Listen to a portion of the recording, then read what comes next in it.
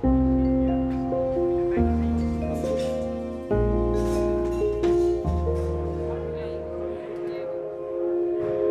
Ji Ka Khalsa, Waheguru Ji Ki Fateh. My name is Jaswinder Singh and welcome to Newcastle. We're at the Sikh Gurdwara. Before the pandemic, every Monday there would be a group of volunteers from the community and other communities as well. So it's not just Sikhs like kind of congregate or do the voluntary stuff. It's encouraged for everyone to come, and every Monday they would go out and they would do like an outreach program in the city centre. Distributing food parcels, clothes, that kind of thing. So we were kind of really prepped up for it, you know. It's kind of continued on. It's just like a normal practice, to be honest. The Future Aid group started really just at the beginning of the pandemic. It came out of sort of some online conversations in a private group of another organisation talking about people's worries about what was going to happen in the coming weeks and months. The struggles of like starting up in a pandemic when you aren't actually allowed to meet in person is like the initial organising group, I'd say, was very, very small. It was people that were somehow able to meet each other in an online space during a pandemic.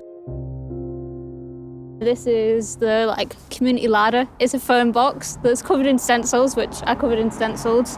There's another one on Westgate Road. At the beginning of the pandemic, one of the things that mutual aid groups did was doing people's shopping for people who are isolating. But then obviously there were a lot of people who were like, I need food and also I don't have the money to pay for that shopping.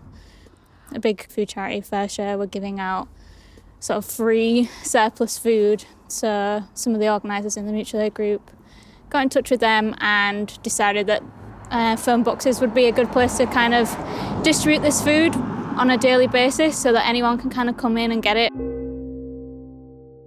My name is Ibrahim Dumia, and I'm the head of volunteer. And the mosque was an idea of a gentleman called Alhaji Mustafa to build a mosque for people to come and pray. And then it became like a big project where we want to build something for the community, basically. We want to get to have a place for everybody to come. Like it's not just the Muslim, but also the wider community. When the pandemic came, we sat down and discussed what can we do to support the community. And then we found few activities. One of them is for people who were isolating to get them to contact us. They will just buy the food. And also we also had, for those who cannot afford it, we were giving for free as well. That's how we started. It's now nearly 2 years now. Every month we provide food for refugees, asylum seekers, students, and also single parent, as well as those on universal credit that are struggling. My name's Ron Bolton. I'm the team leader on a Saturday morning and the team leader on a Wednesday night. We used to do outside catering twice a week. Initially it was just in a van on the street. Now it's a situation where we don't do anything outside, we do everything from inside now. When COVID first hit and we were on lockdown, the only thing we were allowed to do at that point was deliver food parcels to hostels and flats. We weren't allowed to deliver food to anybody who was living on the street. And we did that for the first 15 weeks. At that point then, the council allowed us to build a counter and serve a takeaway meal over the front door. That continued then right through till about September last year is when we were allowed to open the doors again.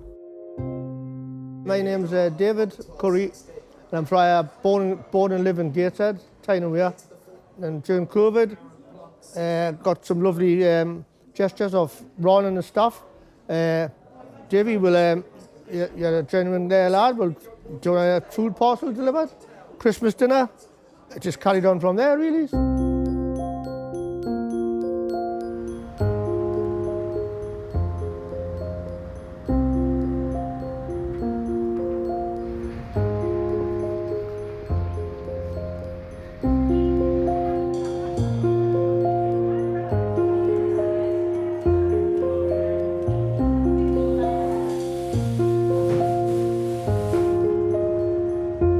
When the pandemic kicked off straight away, the church was allowed to open for private prayer only. we tried to be creative and think about how we might do something to support people in the community, and so we started a car boot food bank. We effectively asked people to fill our cars with food, and they did, and from there it grew and grew and got to what it is today, quite a significant kind of weekly event. My name's Esther, I'm one of the volunteers here at St Matthew's, and I've been working and volunteering in the food bank since it opened last March. I come to St Matthew's Church, and we linked with Church on the Streets with Pastor Mick, and we realised that there were quite a lot of people that were living in their houses that just needed an extra helping hand, and obviously life was very difficult. So the food bank originally was downstairs in our hall, and then it moved to the other end of the building, and now we have permanent shelves that are in this part of the building, which is much better because it's close to the breakfast club as well. So we're a church, and we've got NHS, mental health, probation, drug and alcohol services, housing needs coming to us to work. So this building reflects the injustice in this locality. So the injustice is drug and alcohol. So we do drug and alcohol work in here. The injustice is mental health, so there's another office, mental health. The injustice is in housing, lack of housing and lack of support. People with lack of capacity to access benefits and stuff, so that's what happens there. Lack of food, so there's a food bank there. People with no gas and electric, so we're able to serve into that. I met Mick when he was in a local branch of Greg's where I'd gone in for a bacon sandwich, and Mick was in there with his dark glasses, and I thought, hey up, what's this guy doing on my patch? And got chatting, and from there a relationship built, and we're both from Burnley, which I think is an important thing, so we understand the town and the people within it. But yeah, we built up a friendship, and out of a friendship became something that we never possibly could imagine, about the word of the need of community work and the difficulties of COVID. The charity that I run here in Northern Community Network, we've been knocking around for 30, 40 years. So I think we're just seen as part of the furniture. It's a bit of a family vibe here. I think many of us have participated here as volunteers before becoming employed here. And I have since I was a child. So this is a home from home for me. And I think that because of that, people feel that it's their place. Not that they're welcome, but they have ownership.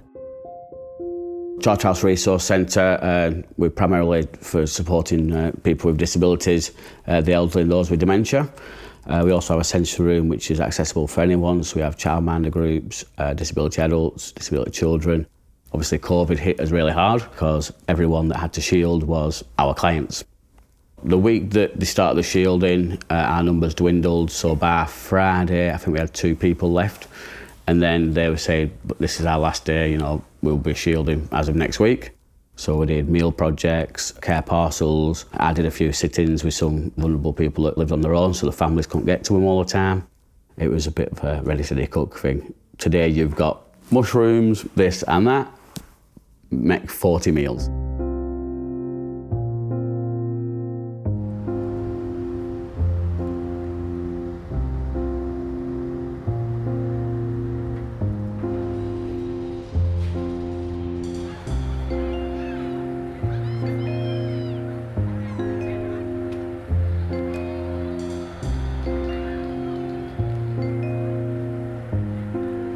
My name's James.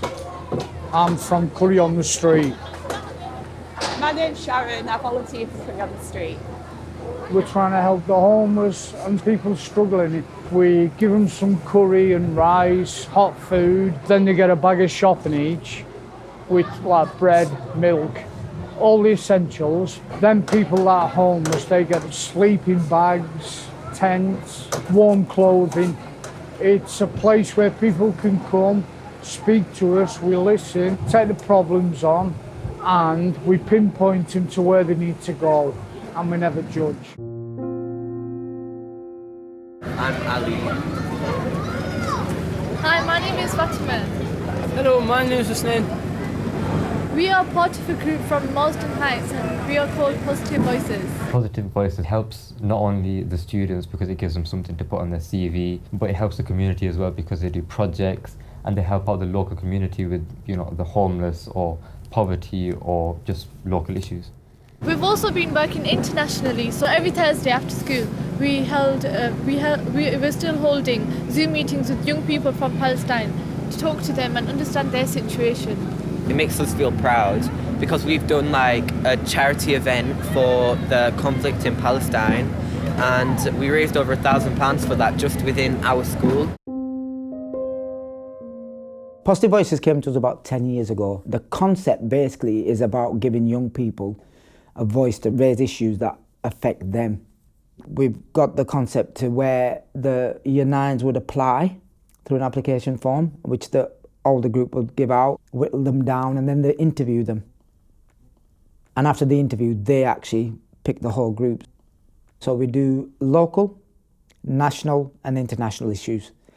So it's all about what affects young people in the world and throwing them at the deep end in a way and getting them to take on the challenge of, you know, having a voice as a young person. When I think back, I think the hardest bit was actually closing the school down in such a short period of time. It was a very difficult time for us then at the very, very beginning. So we had to jump into all the planning that we could very, very quickly. We looked at how we could keep in touch with our children and in touch with our community. So we looked at how we could get work out to the students. A lot of that was done via the minibus and going off and round. So we were having to have ways of being able to deliver food, to be able to deliver work.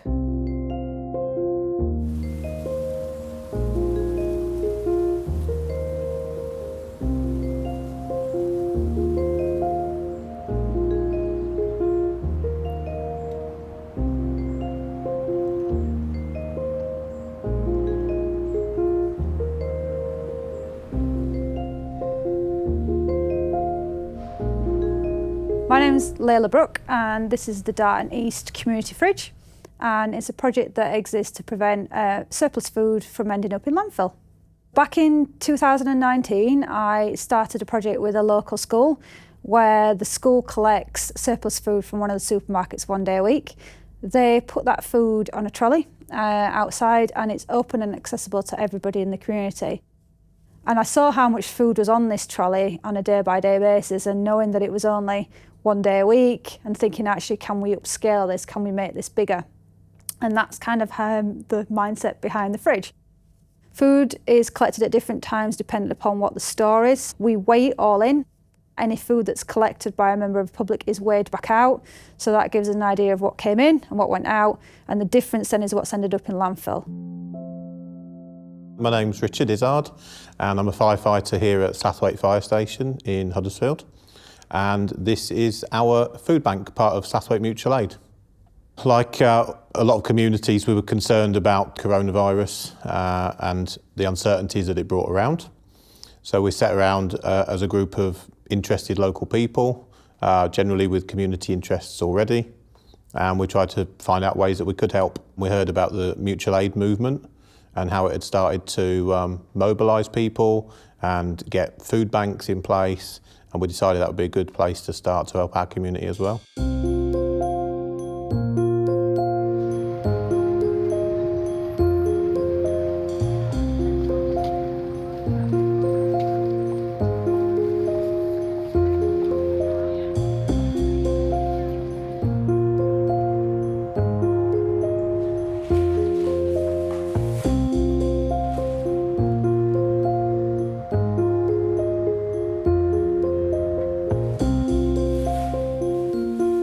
Stoke Community Support started when the pandemic opened up. Our church and St Peter's Church and some of the local schools saw the need. A lot of families were in trouble, people had lost jobs or they'd been furloughed, lost income, and there was already quite a lot of food poverty in some of the areas that we deal with. So there was kind of a need there, and we kind of got together quite early on, towards the end of March 2020, and looked at ways that we could address that need.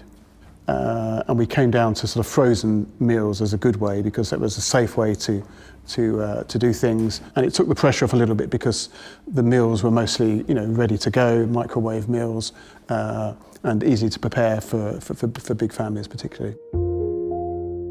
My name's Rebecca. I got involved with SES last January, primarily to research it as part of my dissertation that focused on food justice and mutual aid throughout the pandemic. I've since carried on with SES. I also work at the local food bank. My name is Tracy James and I work for the Community Wellbeing Team, Guildford Borough Council. We're at the Hive. It's based in just outside the heart of Guildford town centre, and the building is a building that's intergenerational. So whether you're not, you know, from 0 to 100, 110, however old you are, the space is designed and facilitates that. The fridge itself, we originally set that up just before we went into lockdown, so it had about 2 months. Primarily, it's to tackle food waste. And obviously we had the lockdown period.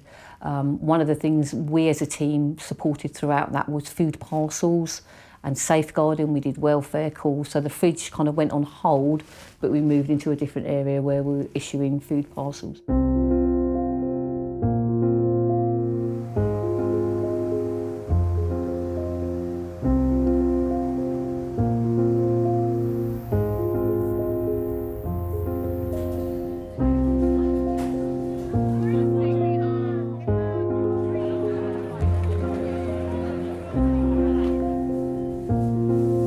I started Cook to Care at the beginning of the pandemic.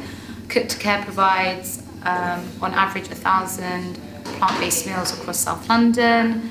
We provide skills and development opportunities to, again, affiliated young people, prison leavers, and also to the recipients that receive our meals. So initially, when I started it, it was mainly to help vulnerable neighbours, knowing that there would be a demand for food, because obviously, across media, there was the shelves are empty, there isn't enough supply for the demand, and everyone was going crazy like there was an apocalypse. So I was like, okay, well, I always had food in my fridge, I was furloughed, I can cook, so I just thought, okay, what can I do that is simple, that isn't donating loads of my money away, but I can actually see some sort of small impact. So that was end of March, last week of March. It was 50 meals 1 week. And then by the second week of April, it was 50 a day, Monday to Friday. And that was after advertising on a Lambeth mutual aid group. And then by the third week of April, it was 100 meals a day. And then that is when I decided that I'd give it a name and call it Cook to Care. So that was a bit more of an association with where people were getting their food from. Maybe not knowing the magnitude of where Cook to Care was going to go. One thing I found absolutely amazing is that a lot of people who help, I'm a friend of Joe's, but a lot of people who came to help, they would see a post on somebody else's Twitter feed or on Instagram or something, and they were furloughed, so had nothing to do, and they'd just be like, I fancy helping out, which is amazing.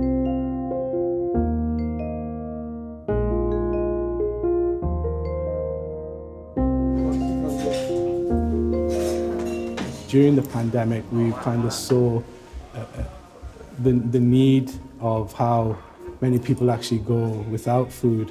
And with my links with the universities and the hospitals, we created a network where food parcels were made and distributed out, and other shopping, and there was a lot of students from other towns and cities who couldn't get back to their loved ones, or someone had contracted COVID and they had to isolate, so we set up teams to do outreach work.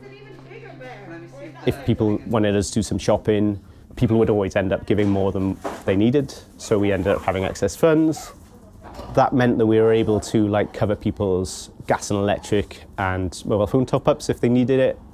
That sort of evolved into the idea of why do we need people to come and ask, I haven't got money for my gas and electric, can you do this? So we set up the Solidarity Fund. You can apply for it once a month, you get 30 quid, no questions asked. You just need to live in NE4, basically, which is the West End, as we think of it. So that's been going for, I don't know, a year and a half, I guess. And yeah, it's given out in excess of £30,000, like in grants, which is like not something we imagined it doing like at the beginning. So the Breakfast Club runs every Saturday, which is quite interesting. So normally get here about 8 o'clock and prepare the food, prepare the tables, make sure everything's cleaned down, make sure that there's enough food bags for the first arrivals. We normally need to have about 30 to 40 bags ready to go because not everybody will come for breakfast, some will just come for a food parcel. When churches are described as running a food bank, that is not just a case of you get a bag and leave. It becomes a lot more than that. It becomes about building relationships and a community within that group. And from that relationship that's built come conversations, and there you start hearing the reality of people's lives and circumstances, ranging from mental health crisis to drug and alcohol addiction, to victims of child abuse, sexual abuse, domestic abuse, people who have been out of work for a long time, people who can't pay their rent, people who are living in abject poverty, people who have to make a decision sometimes between a new pair of shoes and a meal that will feed a family, and that's one of the real things that you learn about running any community group as closely to the community as we do. The whole notion is that there isn't us and them. So you come in here and you notice there's nowhere where you can put money in. You can do it on a Sunday if that's what you want to do, because we have a collection. But you come in all week to access all the services, eat hot food, have a sandwich, have a brew. There's nowhere you can put money in a pot, and that's deliberate. That's because if you're rich or you're poor, the poor person can buy you a brew or get you a sandwich. We're all the same when you come in here, and we'll never change or compromise that. That's the staff, that's the volunteers, and that's the people who come in to use the facility. There was a guy, there's a homeless shelter down the bottom, and the guy hadn't ate for 3 days, and he had come to a pizza shop just on the corner there, and he was basically asking for some food off them.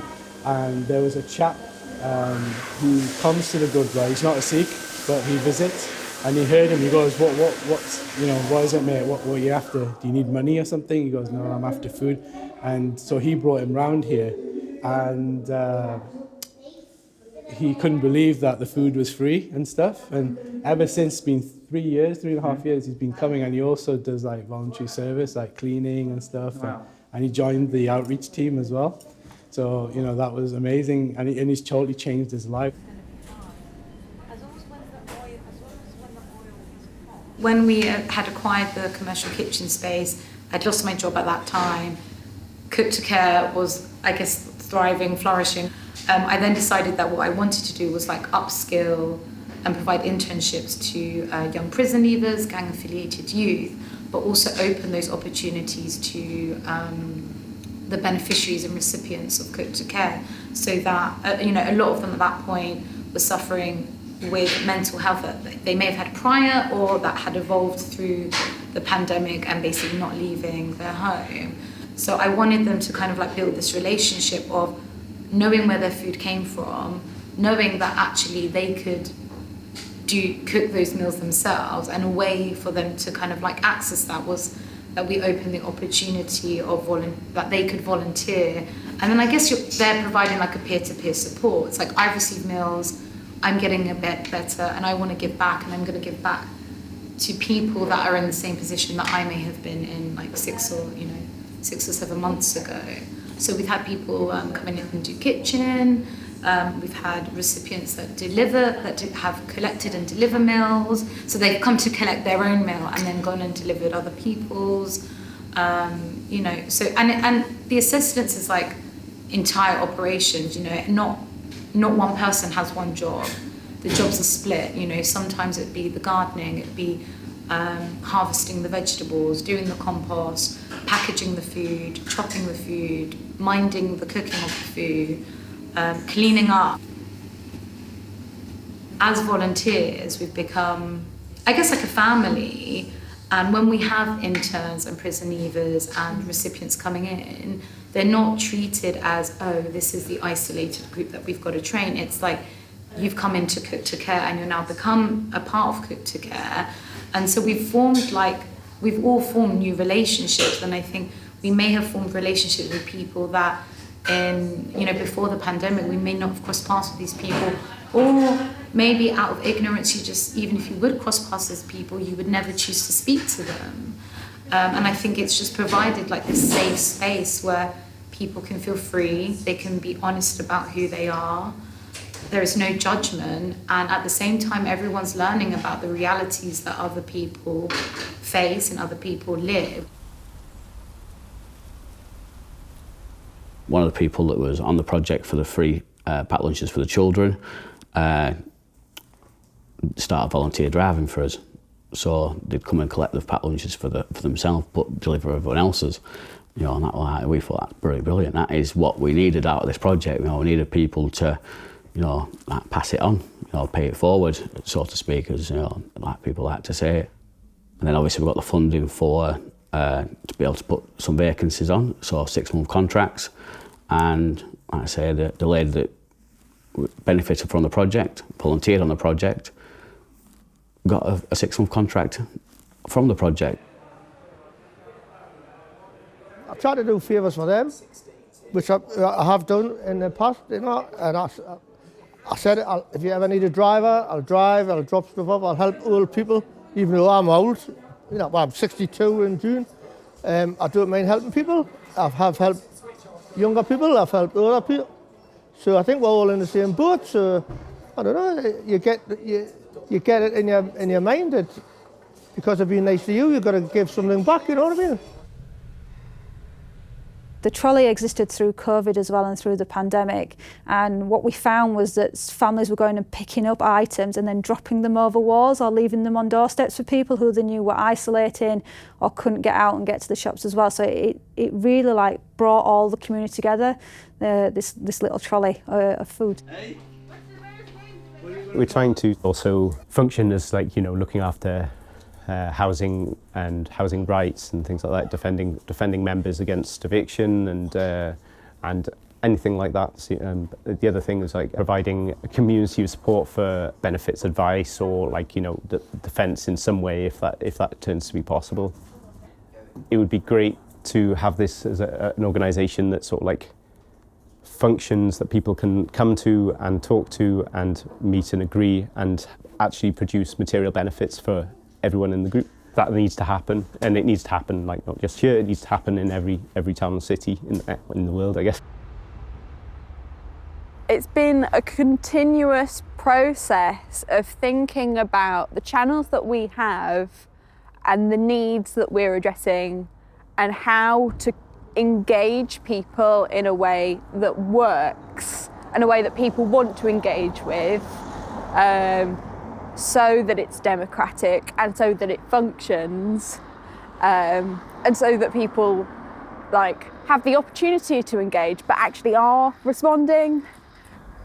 The point is that we're addressing people's actual needs and people's alignments and people's genuine interests. So the only way that's going to be possible is that there's kind of an attempt to kind of understand each other and work together, which I find maybe in workplaces, many other places, those kinds of skills cooperative principles and cooperative skills a lot of us don't actually have, we all have to really learn, but that's kind of the only way, at least for me, the only way I'm seeing how things are going to get changed, through cooperative mechanisms. So it's kind of a learning thing for everyone. I wouldn't say we're perfect. Definitely not.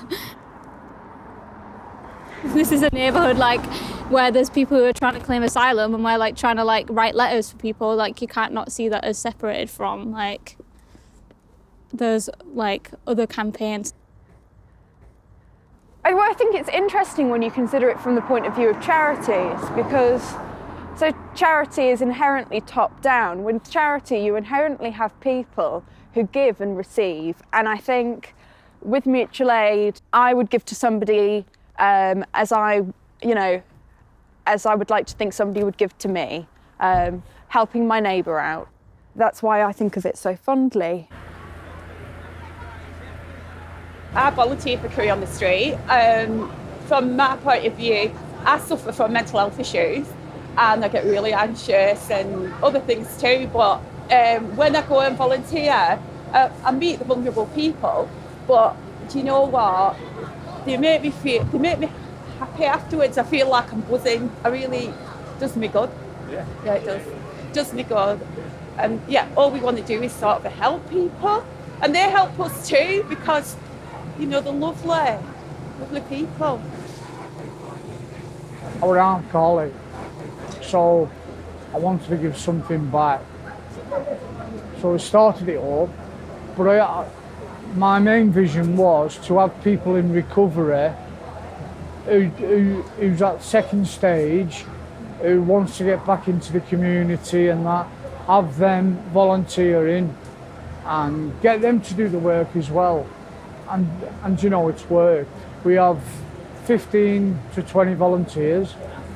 A lot of them are recovering alcoholics, recovering drug addicts, and I haven't lost one volunteer yet. And they've all stayed clean.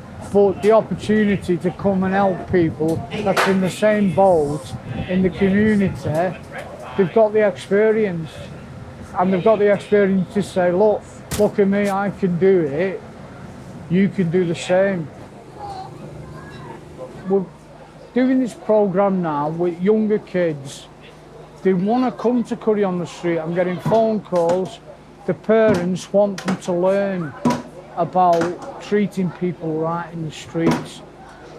At the moment, you've got kids coming on. If they see a homeless chap or they see someone struggling with mental health, you know, obviously the kids are going to take the mick, if you will, and that type of stuff.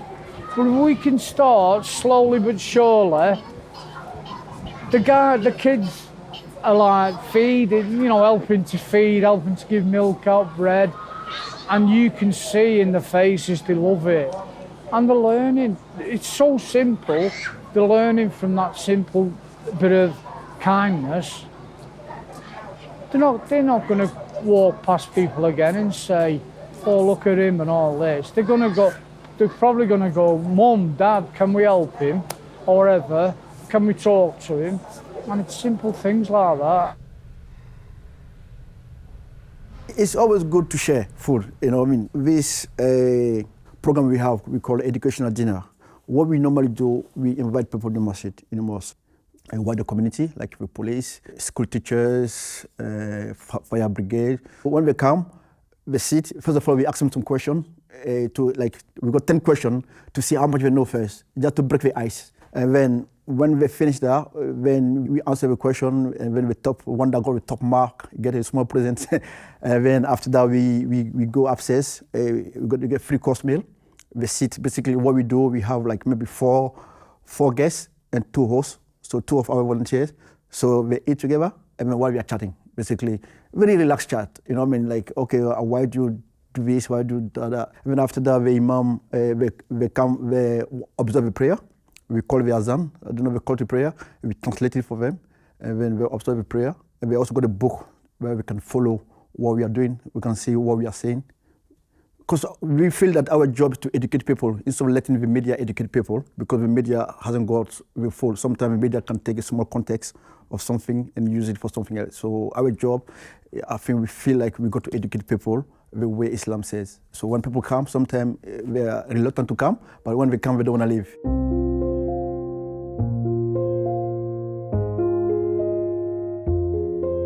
It's a bit messy because we've been absolutely manic this morning, so come in. Sometimes our shelves are completely full. Sometimes, as you can see, we've had a lot of people today. So we've given out approximately 52 bags today, which is We've given out double the amount for each person because we're not open next week. So things like spaghetti have all gone, toiletries have all gone. We always have a lot of rice and pasta. That seems to be the thing that we have a lot of. But today we got loads of dog and cat food as well, which is fabulous because a lot of our people who come to collect also have pets. So this is our space. It's very small, but it holds just enough stuff for each week, and then people kindly donate more and it gets emptied again. This way, the community kitchen.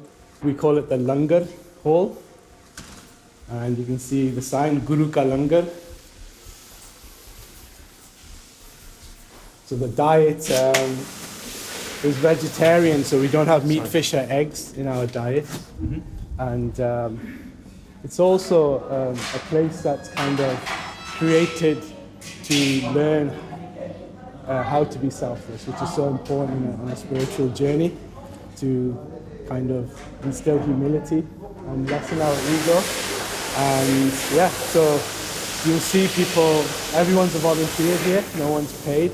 So, you know, people will generally come and they'll cut vegetables, and they'll come with the intention of doing some voluntary service, whether it's washing up, cooking, cleaning, whatever you're good at or not. You can learn. Today there'll be about 500 people. So we've got rice pudding going on. Some stuff was cooked earlier on this morning. That's a dal, lentils. They make the chapatis, the rotis, so the flours kind of with water, mixed dough. I'm on the Council of Faith, the board. There's all the faith leaders, which we've known each other for like 6-7 years now. The Diversity Hub is something we started as a community project to have facilities of health and well-being accessible to everyone. Every month we have a meeting, get together, what can we do, what needs doing, and discuss those kind of things. And that's how the World Cafe concept kind of came about as well. The shutter's up, people have come through. I am an English teacher, I do free English classes. Okay, we do DBS checks and all that, but on you go. So everyone's just coming together, you know. Then we met the mutual aid guys and they needed a space to distribute food. A year and a half ago, we were doing it out of our front room. That we've been in like several other locations. Somebody had connection with the university estates. We asked them, and they said we could use agricultural building. So we used the basement of the agricultural building to receive deliveries, and then made up in a common room on the Saturday. We did that for a while, but like it was always that's temporary. We needed like insurance basically, and we needed to be FSA inspection. We couldn't get either of those things at the university because we couldn't register that as a food business. So somebody who is a member of the group, she's a charity that teaches refugees and asylum seekers English. She knew about this place. She introduced us, and so we agreed we could use this space during the Friday and Saturday. We've had meetings that people have been able to come to at Diversity Hub. So having a hub that we can all meet at has been really key to setting up a membership organisation.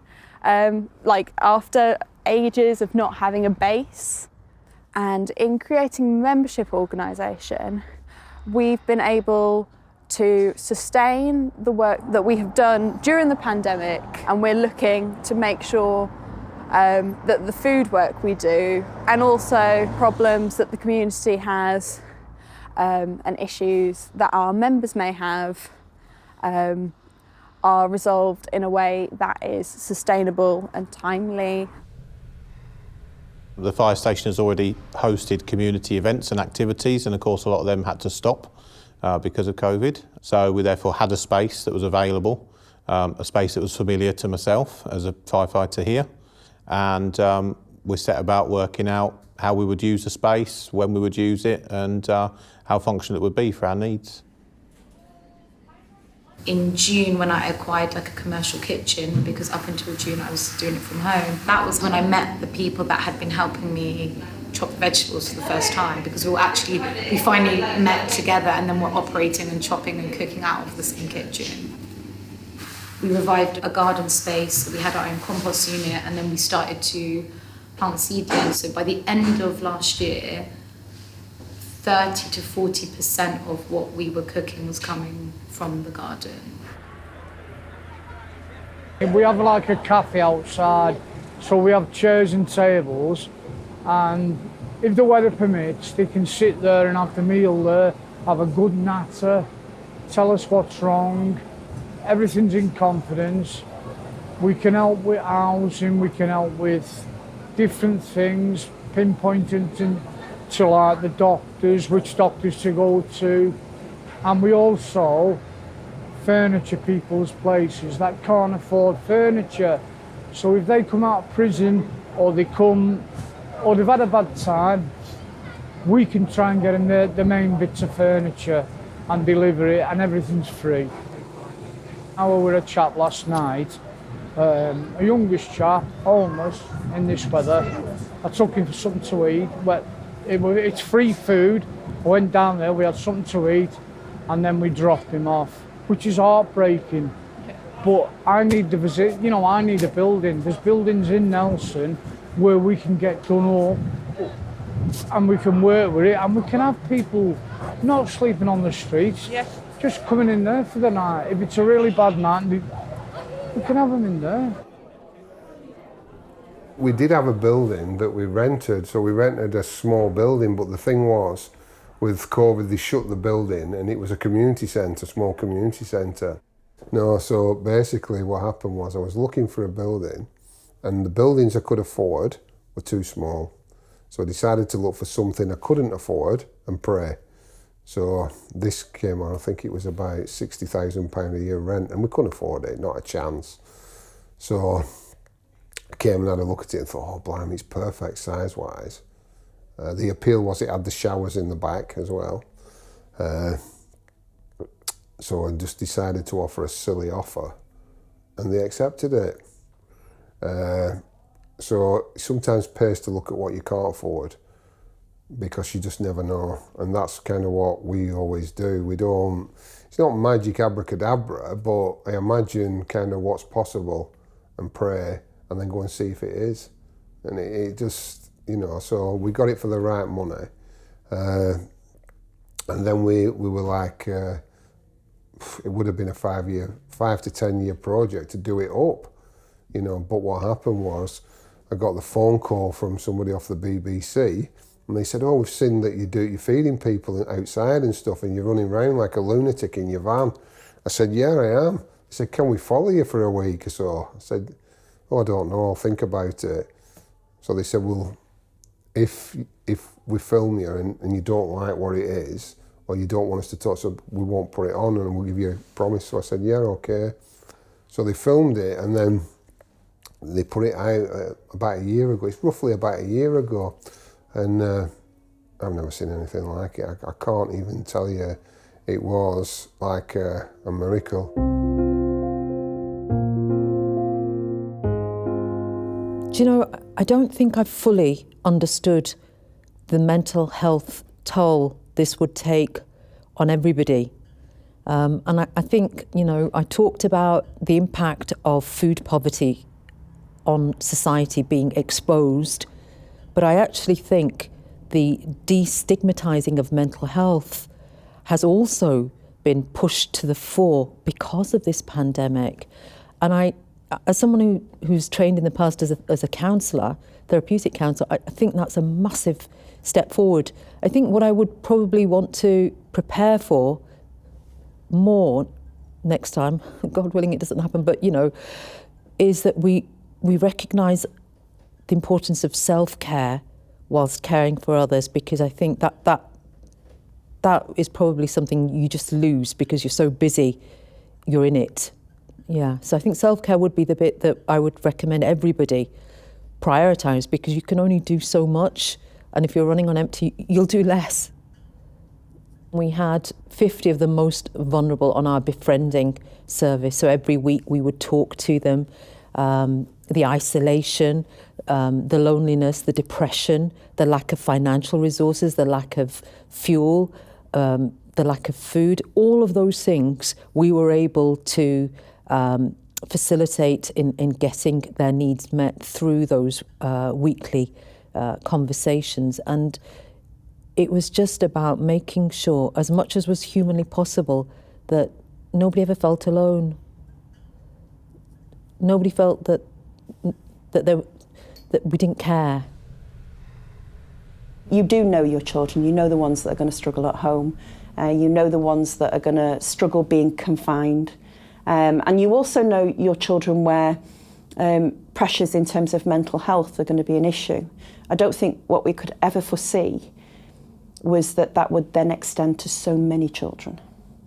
So whilst you were looking at your core that you knew were the children that were going to really struggle, there was a whole raft of children that you could see it starting to happen.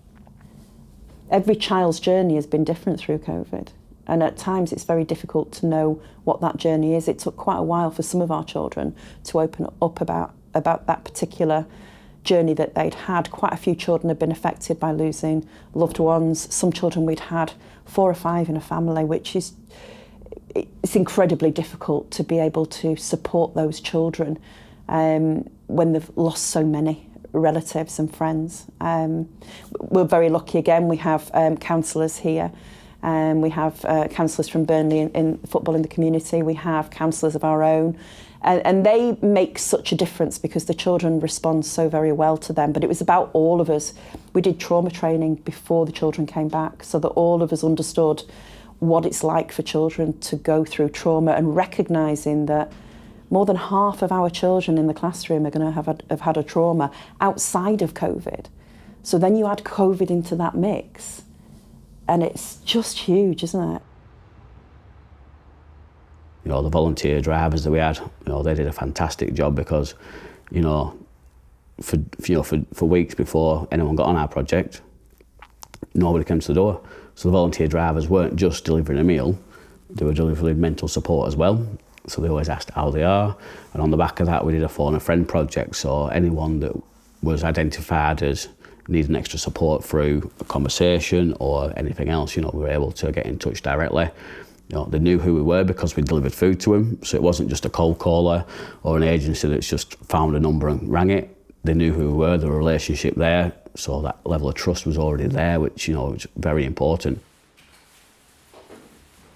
And a bit of a light touch pastoral support as well, in the sense that people are knocking on the door.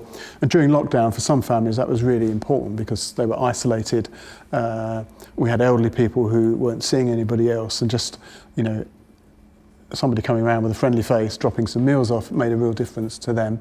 We had families who were, you know, having to isolate because they had learning needs children, and all the activities, that was all closed down during the lockdowns. So they were at home, you know, with, you know, difficult sort of situations. And again, having people come by and just saying, how are you? And dropping some meals was really helpful, I think. One elderly lady I remember sent us a note saying, you know, thank you for the meals, but, you know, most of all, you've given me hope, you know. Just little things like that. You think, wow, you know, this meant such a lot to that person because they weren't seeing anybody, they were very isolated. We opened something called a mental talk. I forgot the name of what we did. So basically, we had a group of volunteers that will call people who are isolated or they are lonely, just to have a normal chat, to see just for the mental health. We also did something called mind to mind. Basically, that was for mental issues, like, for instance, suicide, drugs, and a few. We had like I think it was 4 program we did. So online, that was on Zoom online, where people were joining. There's been times where we've worried about the level of donations that we have, the number of volunteers that we have to carry out the work. COVID itself, of course, impacted volunteers, their own health and their friends and their families. So mental health support has become a big feature, particularly in the last 6 months of the time. And we've really focused on making sure our volunteers are supported and putting stuff out in the community to support them as well with well-being and mindfulness activities, and of course now we can start getting back together, some actual one-to-one activities as well. I wasn't mentally prepared for the challenges that would come through what we did and through the added pressure of COVID, particularly on people's mental health and well-being, and people who, because of maybe the job I do and maybe because they see St Matthew's as a safe space, a lot of these people are in chaotic lives where they have to get referrals for almost everything. And here at St Matthew's, we've never done that. We've just kind of been an open space of welcome where referrals aren't required. And so I think they find a trusted environment, but that brings some really, really horrific stories that come with it. So people, I don't know if I'm allowed to swear, you can always bleep it out, but as a guy comes here, he calls me his angel. I'm not his angel, but a few weeks ago he just told me he was fucking drowning. I'm fucking drowning.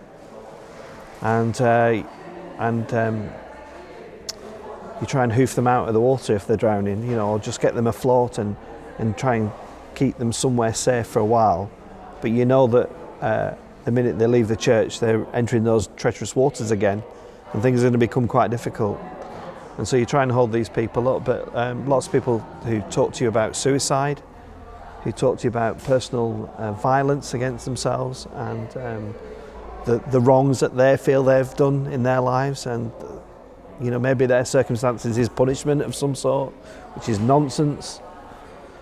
So it gets very tough, and it takes its toll on individuals. It's taken its toll on me, and I have to protect myself and make sure that I'm mentally well enough to do this, which I struggle with, through the pandemic, because the job became a constant bad news story.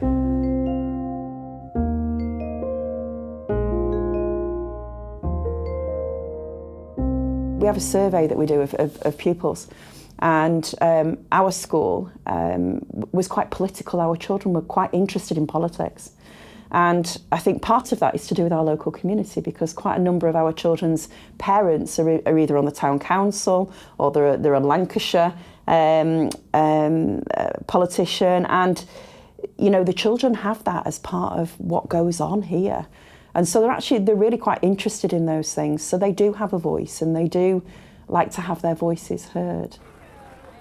I've come across so many people with such resistance to what they would call those on welfare, or those who decide to commit crime as if it's like a really black and white thing, and based on these assumptions, and the assumptions are based on no experience or indirect or direct experiences, that it's really easy to judge when, I guess, when you haven't lived it. It's really easy to judge when you're privileged, and it's really easy to think that you're not privileged when you are privileged, because you don't know any better. There's new injustices that develop as laws change or are implemented, or as funding comes for outside organisations. It creates more gaps for the poor to fall into. So we can't, I know we can't fix that, but we can serve into it and be a voice in it. So I'm not political at all. I don't really care kind of anybody's political belief systems. It makes no difference to me. I just care about injustice and poverty, and what that looks like from my perspective as a Christian. I don't think it's any mistake where the money gets withdrawn from the poorer ends of the community. These people don't vote. They're less likely to vote. So therefore, it's not going to make no difference come voting day. And that's been the ethos. But if you've got somebody that has a voice for them, it might make a difference come voting day. So they start to have to listen. So what's happened right across the country is the rental market's gone through the roof, right? So properties have risen, prices have gone off the scale. So rentals have gone up, but housing benefit doesn't cover the price of the rents anymore. So you have to pay out your benefit, the extra. So that extra 80 odd pounds a month, people were using to top up the rents to keep them in the home. Now that's been withdrawn already, starting to see people being turned out onto the street because they can't maintain the rents. So we're already seeing the effects of that now, and it will only get worse as we go into January, February. So that is, there's going to be a housing crisis. There just isn't the property there to put people into, and the criterias that people are having to reach. So they're saying that if you're in debt, that you've made yourself intentionally homeless because you're poor, you're in debt, you haven't paid your rent, so therefore that's a criteria for making you intentionally homeless. So we don't have to house you because you've made yourself intentionally homeless because you're poor. Now, social housing used to be for the poor, but we've created a new poor. You know, there's a middle class poor now, and then an underclass of poor, and you know that's really sad, but that's the truth. The majority of the people who come in here are in hostels or flats, but probably 15% are rough sleepers. They are sleeping on the streets, you know, and it never really changes. They'll get accommodation, they'll lose accommodation, there'll be more people. There's more people coming in now on the streets than there ever has been before. There's younger ones coming, there's newer ones coming, there's people coming from different areas. You know, we have people coming in from Scotland, we've got people coming up from London, you know, just arriving in the northeast and having nothing. I think it's down to COVID, it's down to situations, financial situations. We've got people who work who come in here who just cannot afford to eat. You know, they can afford to pay the bills, but when all the bills are paid, there's nothing left for food. So they'll come here 7 days a week to get a meal. It starts with empathy. Is how much these people are worth, how much we're prepared as a society to care for these people. You know, do we start with the most fortunate and work down, or do we start with the least fortunate and work our way up? You know, and some people might be there thinking, oh gosh, this is a socialist vicar. I'm not a socialist. I'm a vicar that believes that people should be able to sustain themselves, that should be able to have a job, should be able to pay their bills, should be able to afford a rent or a mortgage. But the clientele that I deal with, many of them are not in that position and never have been. And they've never had the support structure to do that. So they've come from a cycle, you know, just kind of it's the way it's always been. It's always been that way for their parents and their grandparents, and will probably be that way for their own children. So it's a really vicious circle, and I'm not sure where the wheel ever stops revolving, actually. It's very easy, and people do judge why people use food banks. People make a judgment in their mind, which sometimes may be correct, but often is not. Often is misdirected, misinformed. Things that evolve in society, like the removal of the universal credit payment to some of our most vulnerable people, to me seems quite, and I don't wish this to be political, but it seems quite unethical to do that at this time. So we have to keep going. You know, people ringing up who are from other parts of the country, particularly from the south of England, particularly the London bubble. I politely describe them as middle-class women or upper-class women ringing me up saying, "Is it really like this, Father Alex? Is it really like this?" And it's like, yeah, it is actually. And it's like this all the time. And it doesn't, you know, and they were like, I didn't know. And I was surprised that they didn't know. It was like, well, how can you not know? But they genuinely didn't know it. And they were very keen to make a contribution. These are political spaces. A lot of people, I don't think, really do this because they have a political stance on it. They just do it to help. But then they do become political spaces in the action that people make, and even the conversations that people have. I notice that a lot with the food bank as well. I think there are conversations of like for example, you see someone with a fresh pair of trainers, and then someone else will be like, oh, did you see their trainers? And stuff like that. Or did you see their car? That's a nice car. Why do they need help? those sort of conversations happen quite a lot. But my stance on that is you don't know their story from interacting with them for 10 minutes at the food bank. That could have been a gift or something from someone. So, yeah, those are the sort of conversations you have. People are struggling, it depends what job people have, and some people, they cannot afford to feed themselves. Some, they've got asylum seekers, you got refugees, they're not getting enough money. You got people on universal credit that are struggling. So, and you got the, the tax going up. You got the price, living costs going up. So, and basically money is being taken out of people's pocket, like in every corner, which is quite tough on people. So this one is for the government to sit and think, okay, what can we do to help these people?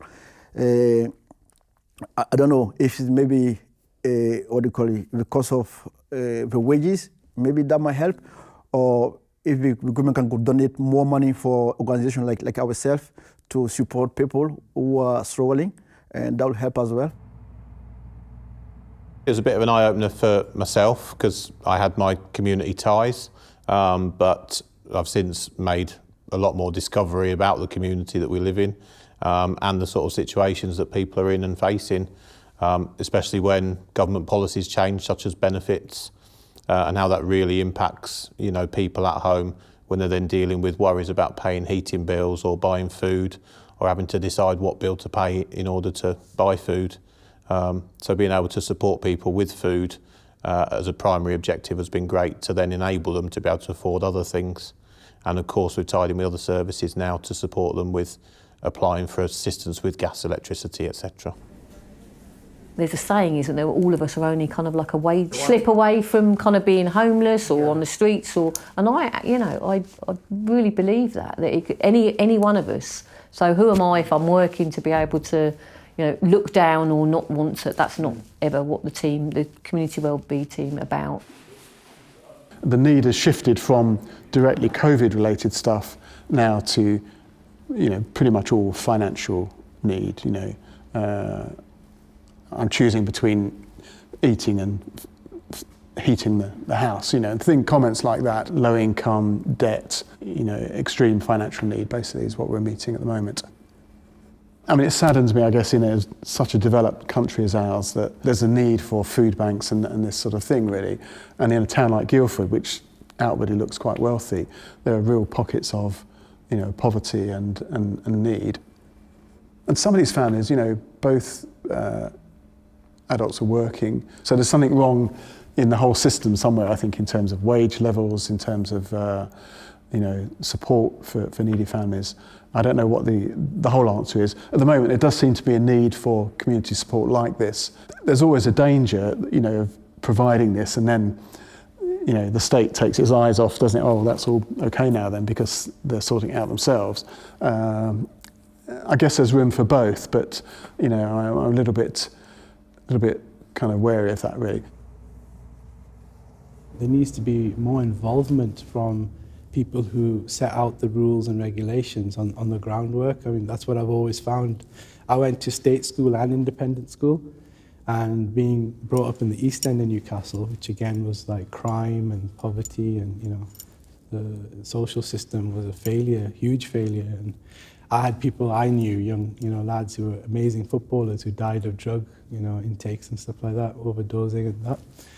And the missing part is that there's not enough of, there's a huge gap between the top and the reality of life. They're firing all the laws and regulations and stipulations, and this is how much people should get a week, and with universal credits and stuff like that. But there's not enough.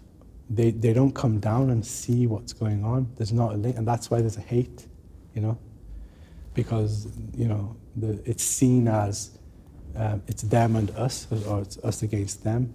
That's where that's created. And until that gap doesn't come down, until leaders, don't become volunteers in the community and listen to people, it's never going to be perfect. There's always going to be, a little bit, but it's too much. The gap's too much. One of the hardest lessons, I think, for all of us, maybe as a society, was to recognise how much food poverty we suffer in quiet corners of England, and how much that must be exposed, and how deeply shameful it is that the United Kingdom, that Great Britain is in this position. I feel really upset that we had to go through a pandemic for that narrative to be permissible in polite society. It's about acknowledging the impact of austerity, acknowledging the impact of cuts, and not pretending everything's all right just because I'm all right, you know? There is so much shame attached to poverty, and I think that makes me really sad, because poverty is not a choice. Nobody chooses to be a victim, and there's something about dignity, a person's dignity, that is undermined by poverty and the silence and isolation people would prefer than admitting they need help. And I think that there is a great deal of shame that should be attached to central government in allowing people to suffer lives of quiet desperation. And I feel that must be said, and again and again and again, and that we must never let that happen, and we must keep fighting to make sure people don't slip through the net, and everybody has a right to dignity. And I think that we don't recognise that enough, and I think people have become dehumanised because they're poor, and that's something that I hope we can all push back against. It feels great, but it's also absolutely tragic that the wealth gradualisation is necessary, and that angers me. Personally, obviously I like helping. I'm so impressed with what's being done, and it's really nice to help people, but it should not be necessary. It absolutely, we keep on saying fifth biggest economy, and people are starving. Sometimes it comes across as whatever. Sometimes government comes with certain policies and things of that nature. It's always against the minorities, and rather than just saying yeah it's against it, I think we need to stand up and say, well, yeah, what are our politicians going to do about it? And I think it's more of that as well, rather than just take it, because if you take it, your children are going to be next, basically. So you've got to do it in a positive way. When Palestine and Israel conflict came about, our kids were drawing flags, and what I said to them is, it's no point drawing a flag in a toilet, nobody's going to see it. If you go into woods and scream out loud, nobody's going to hear you. You've got to be positive, you've got to do it somewhere people are going to hear you and hear your views. So what we then did was assemblies on the history of it, or why it happened, how it happened, and then also an opportunity for each child to write a letter to the MP and express their views and say, this is what I feel, Mr. MP. And then we took them letters to him. One thing I think distinctly that we work around that shouldn't exist is currently and I think lots of groups at the moment, our reliance on surplus and waste food, current production of food, current food systems that are unsustainable under capitalism, that run through our supermarkets, that produce large amounts of waste. They produce waste, we receive the waste food. These are limited food options. We distribute these limited food options. And there are questions about the dignity in doing this, the sustainability. What this project has done within 3 weeks of being around is kind of really brought to the forefront of people within our community's mind of how much food is actually produced, and then how much food ends up in landfill, or would have ended up in landfill. And we get people coming down to the fridge and kind of going, well, this is amazing, it's really good quality, why? And it's sort of started sparking that internal debate of what are we doing and why are we doing it this way. So it's become more than just the food, like you say, the eating. It started asking other questions, and I think that's been quite interesting to watch that debate happen online of, but why are we doing this? And I think it's changing people's mindsets slowly about what they buy from supermarkets. I've lost count of how many vouchers we sent that we didn't even have money for. And that's a big thing in this area. It's huge because we have an awful lot of families that don't have any access to public funds. So when they arrive with us, the children will be coming to school, they have no uniform. We've provided beds, we've provided all kinds of things, because it's not just a child, it's an entire family that you're looking after. And then I get so angry and frustrated when people comment on you know, asylum seekers and all these kind of things, because the reality of it is that they're really struggling with nothing, and I mean nothing. And when you can't have any access to anything, and they've put you in a house where there's mould on the wall, you know, you go in and you look at it, and it's not habitable for anybody, you know, and yet they've got nothing, and it's heartbreaking. The children that would say to you, what's going to help you learn better? Just to not be hungry, miss.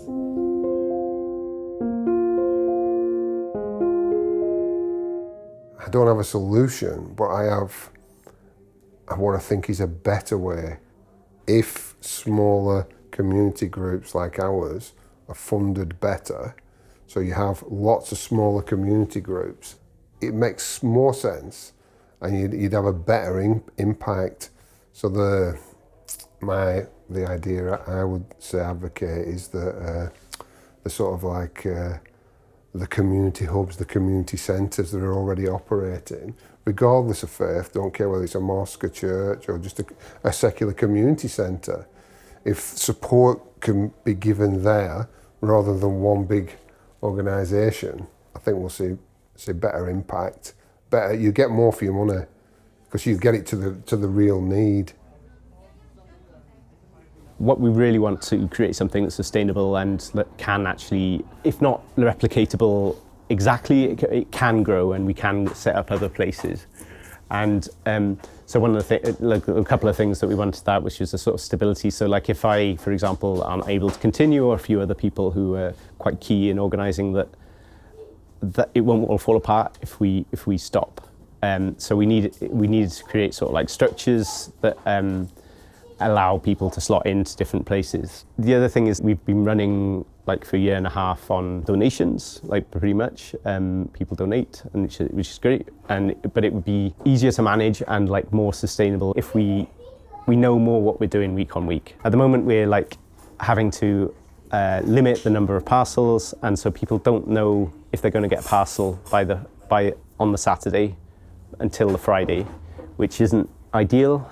Ideally, we would have a system where we're able to support people and they know, like, oh yeah, this week, so they can plan for it. The only real way of doing that is having a membership model, so that's what we've decided to do.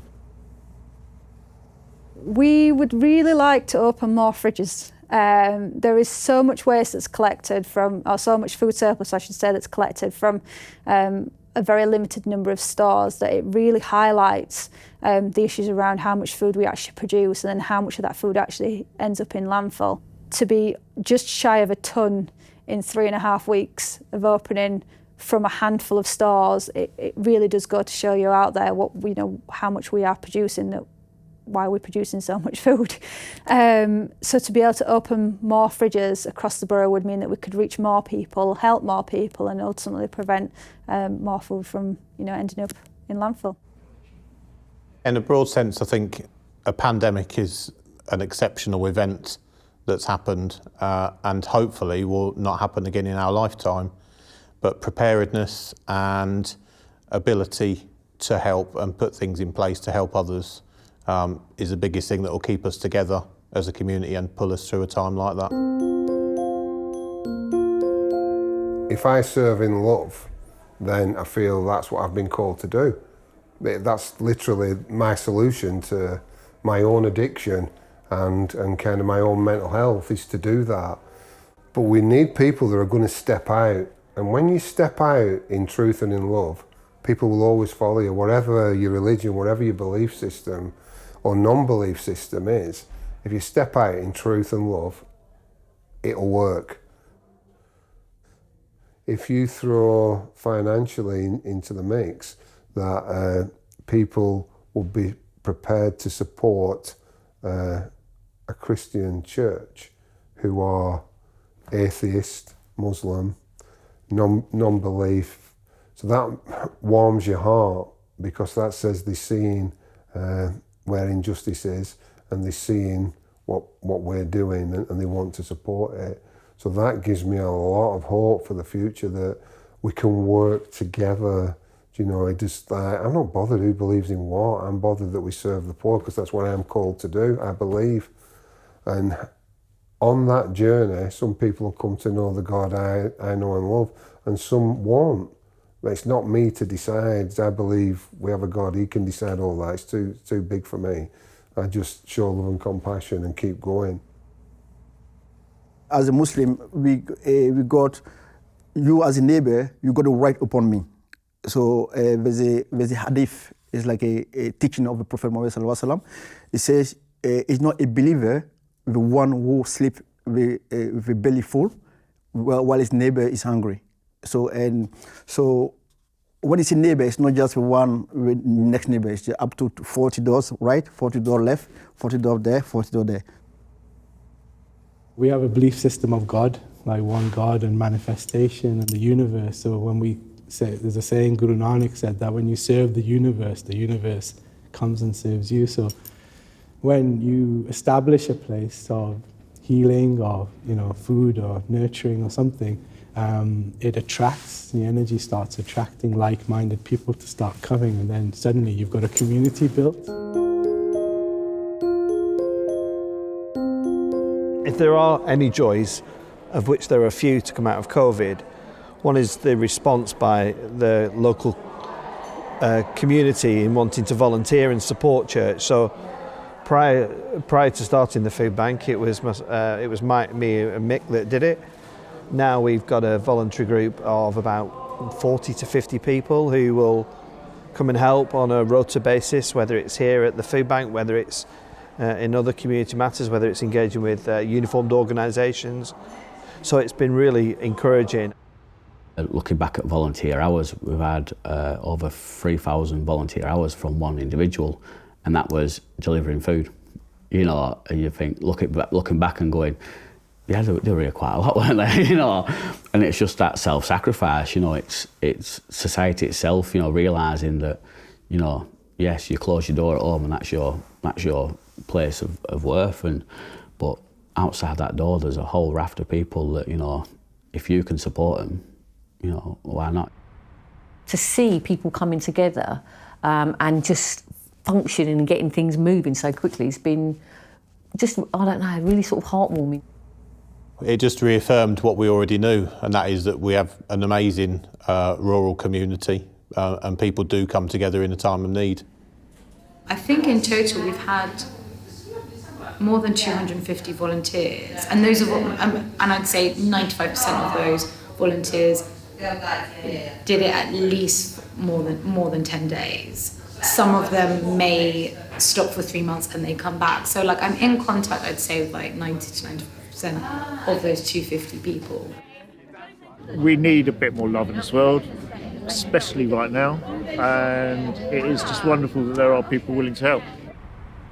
Through meeting people is how you actually can like develop a sense of optimism about like the possibility like of change, and just like it just shifts your whole, it shifts, well, for me at least, it shifted a lot of the kind of apathy that I was experiencing, and kind of like walking around and just being like, oh, I know who lives there. We've had one woman who said in 1 week it saved her £15 on her food shop, and that £15 she's now been able to afford to put the heating on. And she's a single parent with 2 young kids.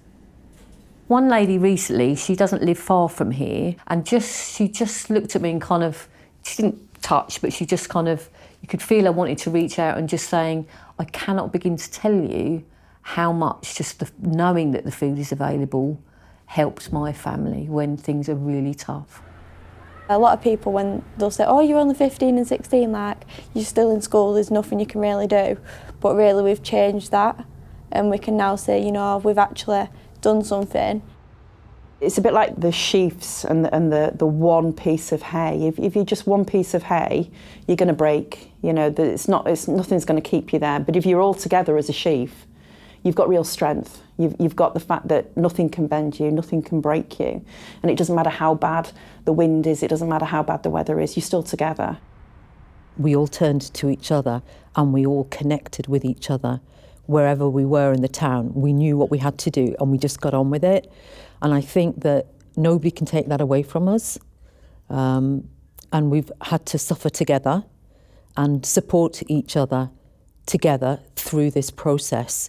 I always knew as a town we had this level of sort of beautiful connection and mutual respect, but what a time to show it.